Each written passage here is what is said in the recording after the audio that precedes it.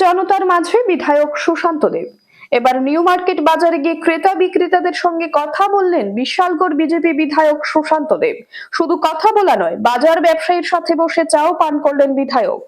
এভাবে বাজারে বিধায়ককে কাছে পেয়ে আপ্লুত হয়ে পড়েন বিশালগড়ের নিউ মার্কেট বাজার ব্যবসায়ী সহ স্থানীয় বাসিন্দারা।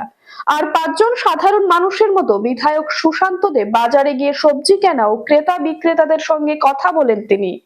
হঠাৎ করে বাজারের মধ্যে বিধায়ককে দেখতে পেয়ে তাকে ঘিরে ধরেন ক্রেতা বিক্রেতারা। তারপর এক চা বিক্রেতার কাছে গিয়ে তার কাছ থেকে চাও পান করলেন তিনি। পাশাপাশি তার খোঁজ খবরও নিলেন। কাকভরে সবজি মাছ মাংসের বাজারে গিয়ে মূল্যবৃদ্ধির কারণ নিয়েও বিক্রেতাদের সঙ্গে কথা বলেন তিনি। বাজার ব্যবসায়ীরা বিভিন্ন সমস্যার কথাও করুণ কাহিনী তুলে ধরেন বিধায়ক সুশান্ত দেবের কাছে। তিনি অতি শীঘ্রই সমস্যা সমাধান করবেন বলে আশ্বাস দেন বাজার ব্যবসায়ীদের।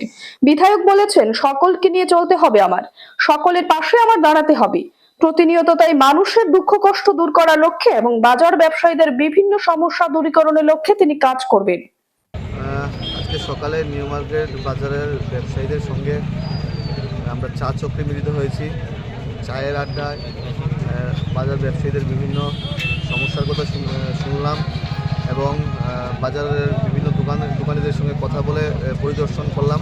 আমাদের সুবিধা অসুবিধা আগামী দিনে পাশে থাকবো এবং সকলকে নিয়ে বিশালগড় উন্নয়নের শিখরে নিয়ে যাব।